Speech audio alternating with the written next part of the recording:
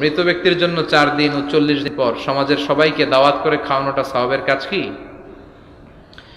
মৃত ব্যক্তির পাশে বসে কোরআন মজিদ পড়াও খতম দেওয়া কি সওয়াবের কাজ?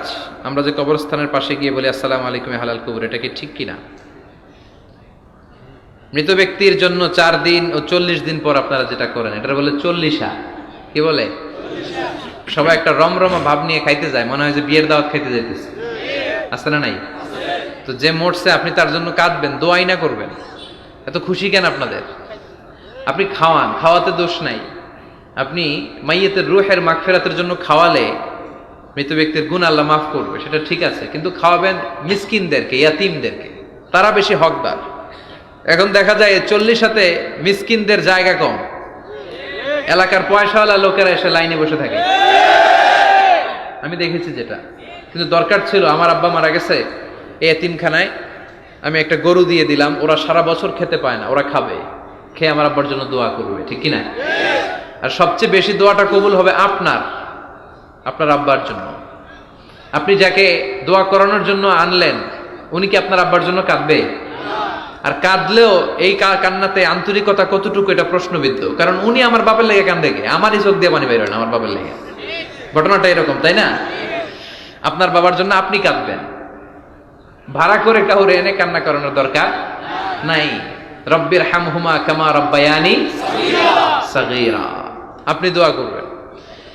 ইসলামকে আমাদের মানতে হবে ঠিক তেমন বিশ্বনবী শিখিয়ে গিয়েছে যেমন। বিশ্বনবীর জীবদ্দশায় বিশ্বনবী ওনার প্রথম প্রিয়তমা স্ত্রীকে হারালেন, নাম কি? খাদিজা। এত ভালোবাসতেন এই স্ত্রীকে, আল্লাহর কাছে বলতেন, আল্লাহ কিয়ামতের দিন যেদিন মানুষ মানুষকে চিনবে না, বন্ধু বন্ধুরে চিনবে না, ভাই ভাইরে চিনবে না, পীর সাহেব মুরিদরে চিনবে না, মুরিদ পীর সাহেবরে চিনবে না, ওই কঠিন দিনে আমি যেন আমার খাদিজারে ভুলে না যাই। খাদিজাকে কবর দিয়ে বিশ্বনবী দাঁড়িয়ে রইলেন, দাফন দিয়ে দোয়া করলেন, কাঁদলেন। সবাই চলে যায়, বিশ্বনবী যায় না। সাইয়েদনা আবু বকর বললেন, ইয়া রাসূলুল্লাহ চলেন না, যাই, অনেক তো হলো। বিশ্বনবী বললেন, তোমার মনে চায় তুমি যাও, আমি বসে থাকবো। আমি এখানে দাঁড়িয়ে খাদিজার কবরের 3টা প্রশ্নের জবাব দিয়ে এরপরে বাড়িতে যাব। সাইয়েদনা জিবরাইল এসে বললেন, ইয়া রাসূলুল্লাহ খাদিজার প্রশ্নের জবাব নিয়ে আপনার টেনশন করার দরকার নাই, আপনার কোনো টেনশন নাই, খাদিজার কবরের প্রশ্নের জবাব আরশের উপর থেকে আল্লাহ নিজেই দিয়ে দিবে।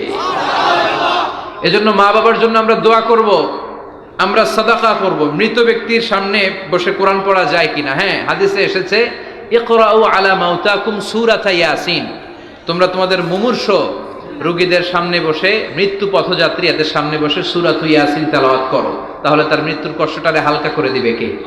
আল্লাহ পাক আমাদের সবাইকে কথাগুলো বুঝার ও আমল করার তৌফিক দান করুন।